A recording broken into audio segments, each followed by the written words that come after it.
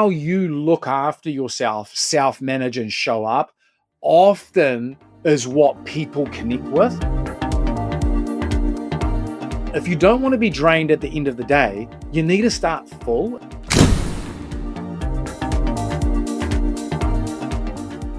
Hey, Larissa here from Salon Owners Collective, and today's episode is going to hit close to home for anyone who still loves working with their clients but also feels completely drained at the end of a full day, like too many negative Nancys and chronic complainers in your chair.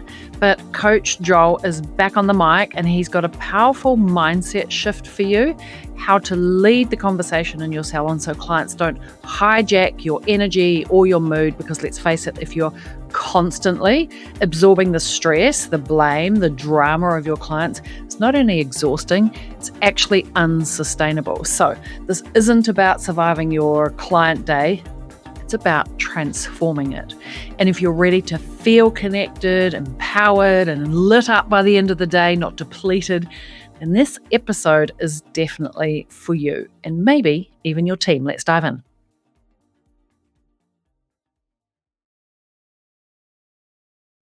Hey team, and welcome to the podcast. I'd like to talk with you about a topic today that actually could be more relevant for your team members than it is for you. But if you do work on the floor, in the room, at times, like we have a whole bunch of owners that are just so super passionate about the work they do with clients, and they still love to sometimes once, sometimes twice a week be on the floor, be with the clients, then this is going to be really, really useful for you. I want to talk to you today about dealing with clients that complain.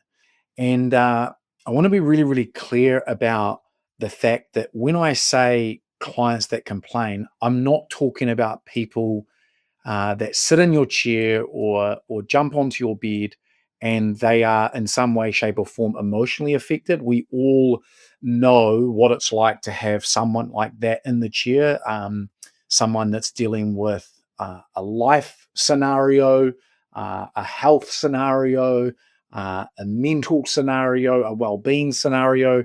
This is not about that. This is actually about dealing with, and no offense to any Nancys or Karens out there, this is just so that you know what I'm talking about.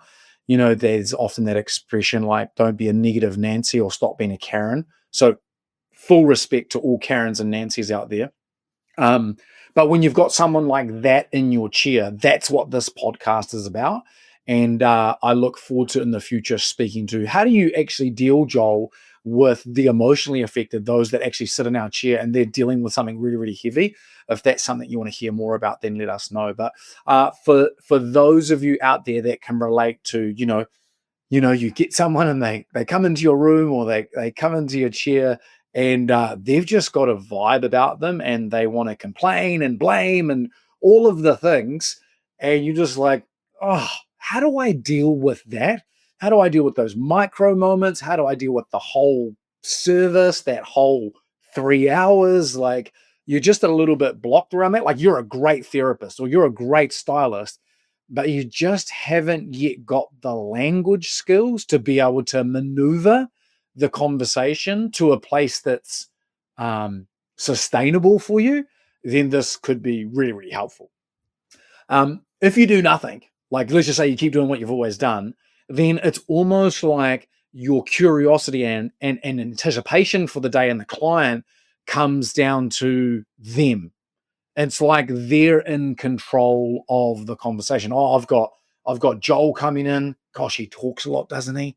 Oh, here we go again with Joel who talks a lot. And it's kind of like, well, if you've been serving Joel for the last 10 years and you've always let Joel talk a lot and that's just how Joel is and that's the story in your head, then of course your next hour and a half with Joel is actually probably only going to be 30 minutes because not a lot of hair to cut up here.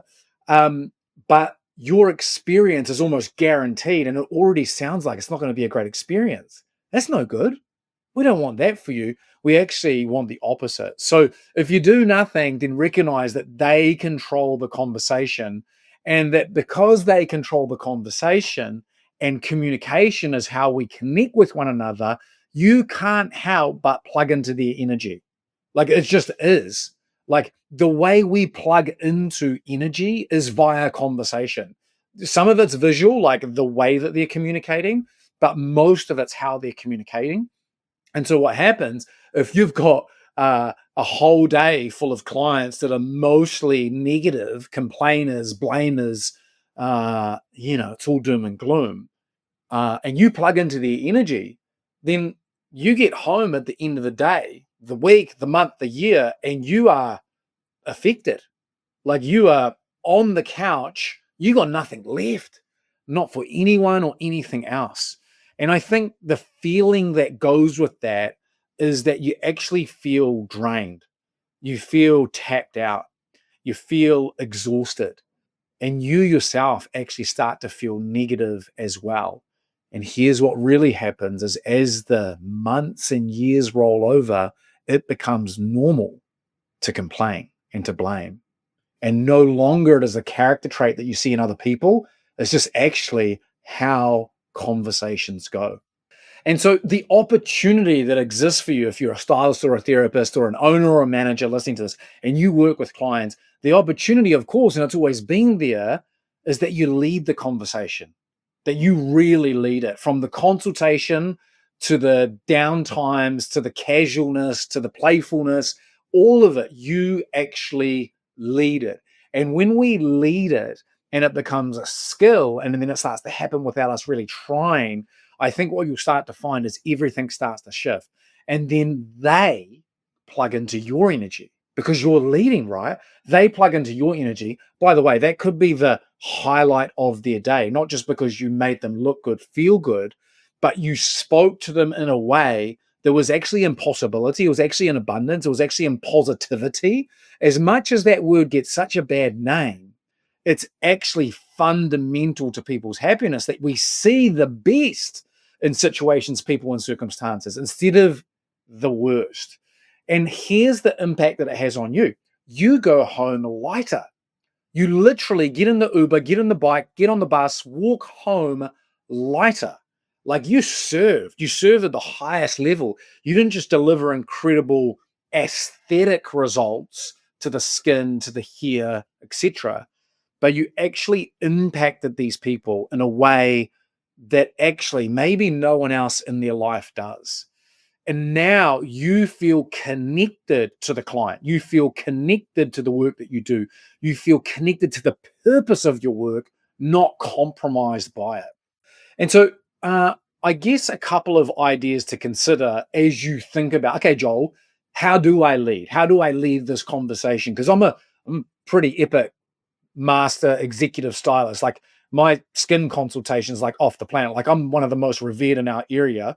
But tell me more about how I lead the conversation. The first thing that I'd say to you is, and it's a little bit cliche, but your vibe attracts your tribe. And what I mean by that is how you look after yourself, self manage, and show up often is what people connect with. And so if you, and I'm just going to be really frank, if you eat like crap, if you sleep like crap, if you hydrate like crap, if you exercise like crap, like you just don't look after yourself, no amount of makeup and music in the morning and shaking it off before you go in is going to stop you from communicating at an unconscious level that your vibe is, yeah, you can come and complain to me. You can come and blame to me. Because deep down, the reason why you behave the way that you do, like bad sleep, bad diet, bad all of that, is because actually you're blaming in some way, shape, or form yourself. And so I know that's quite confronting, and some of you might be tuning off the podcast now because like, I don't like this guy. But the truth is that when you show up to work in the best condition possible, or at least like 8, 9, or 10 out of 10, like, sevens for like a job that you're not engaged in. But when you show up, like you start to not only organize your weekends around having great experiences and connecting with friends and spending time with your kids, but also in the gaps, self managing yourself so that you can show up on Monday or Tuesday or Wednesday, getting your lunch ready, making sure that your cup's filled up and you're looking after your mental health and all of those things, you will by default improve the quality of the conversations that you have with the people in the chair or in the room. So our vibe attracts. The vibe that we are putting out attracts. Like, I don't know what it is, but like if you come into Salon Mastery and if I get on a one-on-one coaching call with you, like I'm leading that conversation.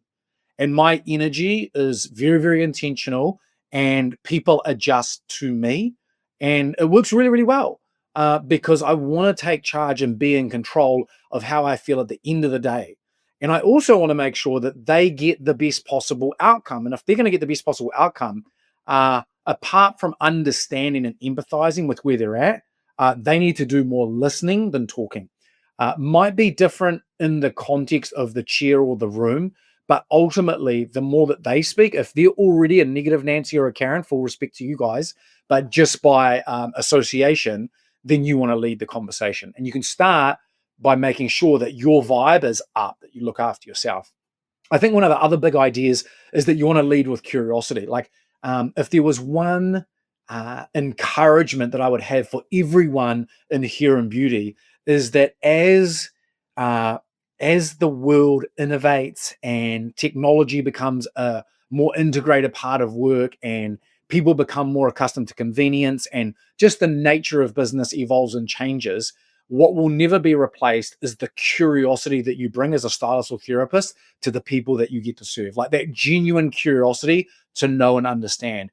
And I would be lying if I said that you can just switch that on, especially if you're not looking after yourself. So take care of yourself first so that you can then be like, uh, even just in the quietness of your own mind, it's like, I'm good. Like I'm solid. Like my well-being's good. I feel purposeful in my work. I feel relatively controlled in my career. I'm growing. I'm developing skills. Like I'm good. I don't need to get anything from the client. I don't need a hot wire connection by talking negatively. I don't need that. And because I don't need anything, then I can be curious. Yeah. And curiosity obviously sounds like asking great questions that gets them talking about not the negative stuff below the line, but the better stuff that is above the line. And then I would say as well, you yourself, and this is hard when you're younger. It just is. I don't know what it is. It's just something to do with the human brain. And when we're younger, we want to please everyone. And obviously, if you speak to any 70 or 80-year-old and you talk to them about life, like they just don't really give a shit about what other people think, right? And so somewhere between 20 and 80, we start to realize that boundaries are a really healthy thing. And I really want to encourage you, if you're in your 20s or 30s, to watch a podcast or to listen to a YouTube video watch a YouTube video, listen to a podcast around personal boundaries. And I think in the context of your work and being professional, I think it's absolutely 100% okay to have boundaries, like things that you don't talk about, and then having techniques to be able to move on from that. As an example, maybe like you just don't do politics, like it's just not your thing. Or maybe you just don't do religion, it's just not your thing. Or maybe you just don't do talking negatively about other people, it's just not your thing. And if you know that, then it's very, very easy because you're getting paid to feel like, oh, I'm a bit compromised here. I'm getting paid to make this person beautiful and happy and satisfied. Do I need to entertain this conversation that I just actually don't indulge normally? And I think that's probably a healthy team meeting to have with your owner and with your manager. But I think they would respect the fact that if it's a no-go zone for you, all you need to do is come up with a kind and empathetic way to redirect that conversation. If you can do that, then I think you protect your own energy as well. I just wanted to quickly interrupt you and say, hey, a quick thank you. Thank you for tuning in, and I hope you're loving this episode. But let me ask you, have you ever felt like you reached the top of the mountain only to realize there's another even bigger peak ahead? So if you have hit the $1 million revenue mark already, but suddenly the strategies that got you here aren't really working anymore, growth is slowed, you're making bigger decisions, managing a larger team, and the weight of it all, well, it's a lot. It's exactly why I created the Salon Mastery Boardroom, and it's an exclusive place designed especially for salon CEOs like you, where you've gained a high level of achievement already. In the boardroom, we discuss high-level strategies, leadership insights, business model shifts, and things that we need to reach the next big milestone. Sometimes you just need a new milestone. Inside of boardroom, you'll also be surrounded by powerhouse women and men, a powerhouse of community and other million-dollar-plus salon owners sharing insights, challenges, breakthroughs, because scaling to multi-million dollars, well, you shouldn't have to do it alone. So, if you're ready to take your salon and your leadership to the next level, let's talk. I'd love to invite you to a complimentary $1 million strategy call. We'll map out your next steps, explore how boardroom can support your journey. All you need to do is click now. I've put it in the show notes of this episode. Let's talk about your business and see if we're the right people to help you with your next step. All right, well, that's enough for me. And let's get back to the episode. So here's a couple of techniques or tactics or things that you can use and try tomorrow when you're next in the salon and you're working with clients. I think one of the first things is to recognize that most of our behavior is unconscious. So even right now, while I'm delivering this podcast, you probably can't see me, but I'm using my hands. There's a lot of body language, and 99% of that I'm not even intentionally trying to do. It's just it's a habit, and it's unconscious. And you know that when you communicate, there's often an unconscious part to your communication. And I would love to encourage you over the next couple of days just to try and tune into, like, what is it that you're modeling? Like, you might be, and I mean this with respect, you might be modeling or mobilizing or enabling shitty conversations. You might be doing that and you don't even know it.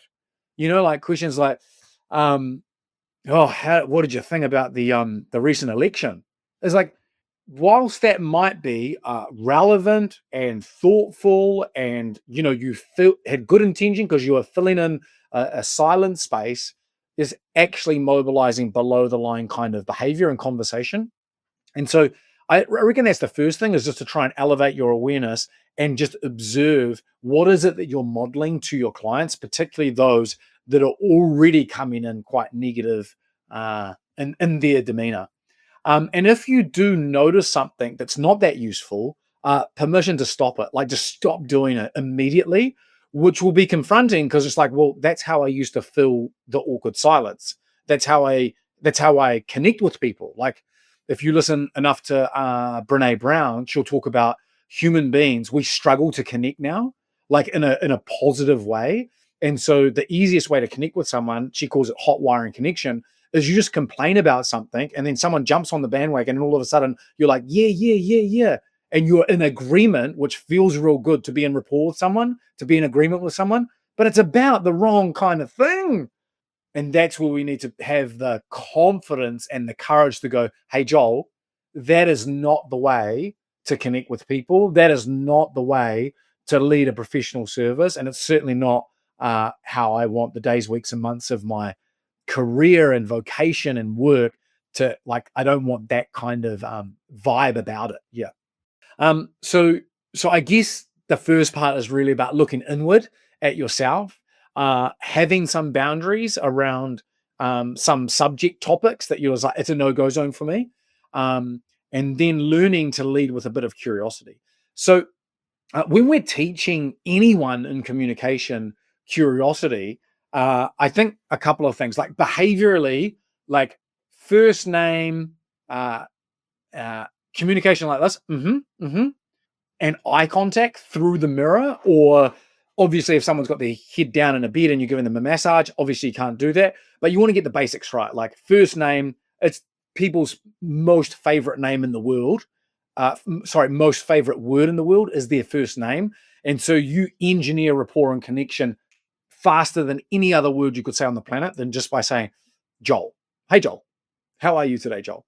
And then as I talk, agreement is really, really good for the other person, unless, of course, it's in the negative context. So let's talk a little bit more about curiosity. How do you build curiosity into your consultations, but more so into that period afterwards where you're outside of like a professional structure and you're just actually wanting to have a bit of a conversational tennis match so that the person feels elevated and like, oh, I really enjoyed my service today with Stylist Joel.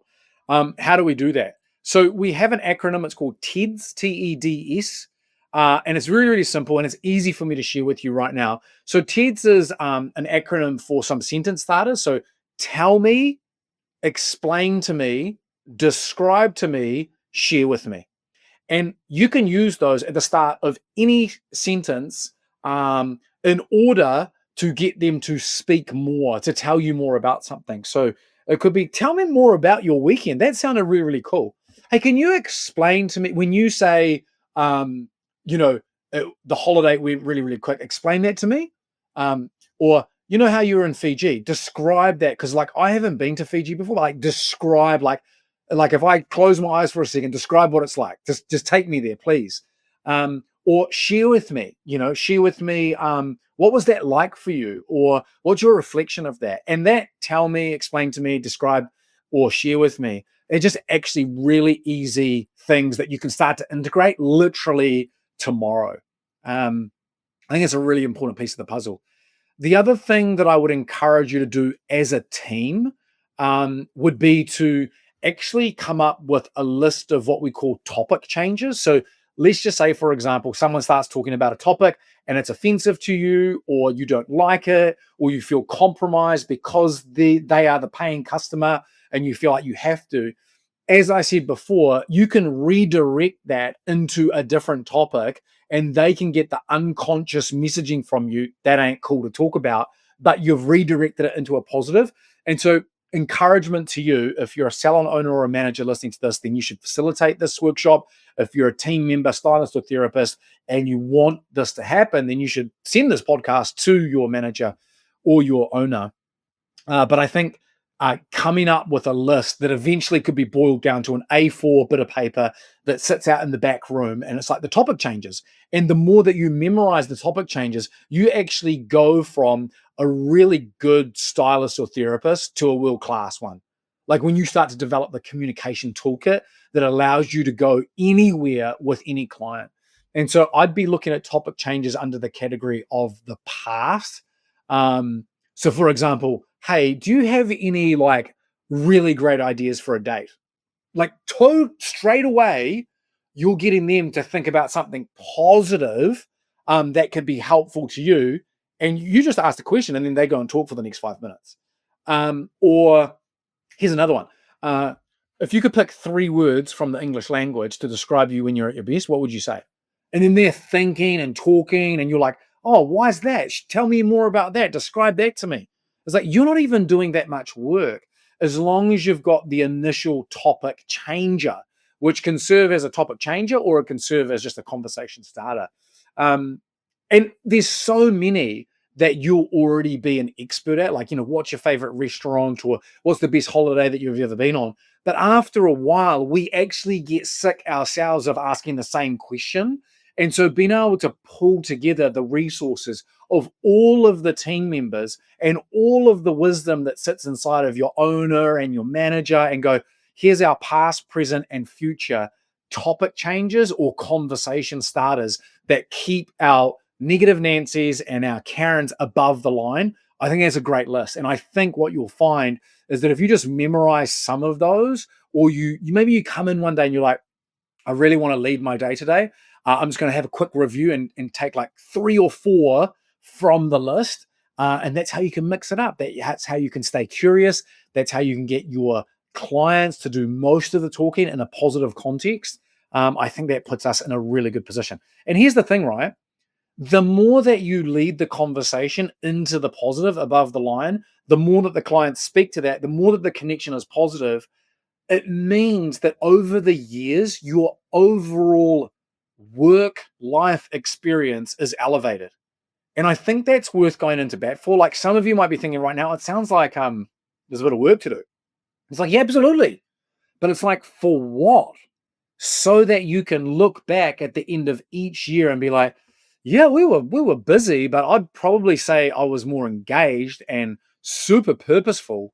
And for every single one of the clients that I served, I was curious and empathetic, but I led the conversation so that we always arrive above the line. I think that's such a revered stylist or therapist. Like, those are the stylists and therapists that I want to get on a call with and work with. Those that want to develop some skills and become incredible in their field. Just a couple of things to finish off with. I could go on and on and on and on, but I hope this has been useful and given you some ideas around how you can lead the conversations better. But I guess just some things to finish off with. If you don't have an intention, you will become someone else's. And I think that's dangerous territory when we start to look at what is the net result of all of the 365 days over the last year. That becomes really, really dangerous if you're at the effect of everybody else's negative comments. This is a quote from young Pueblo. He said, "Be so grounded in your own vibe that you stop adopting other people's energy." So often it's like we are unsure of who we are and how to manage ourselves and how to control our own lives. It's just easy to jump on the bandwagon of someone else's negative energy. So I guess that's a bit of a metaphorical kick up the backside. And here's another one. If you don't want to be drained at the end of the day, you need to start full. And we talked about that earlier on in the podcast, is that actually you looking after yourself and engineering your calendar so that you can show up to work, like lit up, light, inflow, ready to serve, all of that. That's a choice. That's a decision. And when you do that, everybody wins. First and foremost, yourself. So without telling you to suck eggs, win the morning, win the weekend, like get on the front foot and do the very, very best that you can. All right, team, I'm going to leave it at that. I think it's so important that you understand that everybody's got problems. And the clients that come into your salon, they come into your spa, into your clinic, into your hair salon, they will often use you, as we often talk about, as your therapist. So many of you are well versed in that, but it doesn't have to stay that way. And it certainly doesn't have to come at the cost of your workplace experience. And so I just want to encourage you today to think about, in the future, how do you want to feel at the end of each day, week, month, and year? And if you could articulate that and write that down, I would say that leading the conversation, taking control of the conversation, and brainstorming and coming up with some of the things that we talked about today that could actually serve you better than you'd expect. All right, team, take care.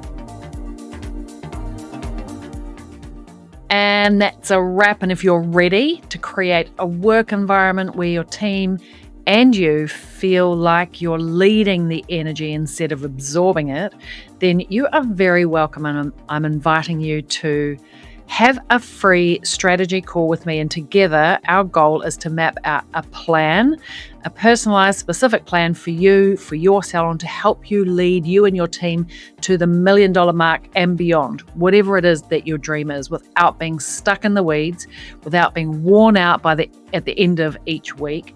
And we'll see if Salon Mastery, or even the 100K Accelerator, maybe even the Boardroom if you're at $1 million already, is the right next step for you to help you get out of burnout, be back into a true Salon CEO who is in growth momentum.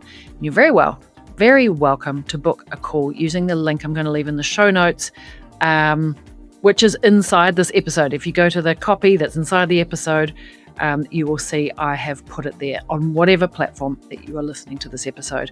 All right, and that is a wrap from us until next week. Same time, same place. Keep leading with intention. Ciao for now.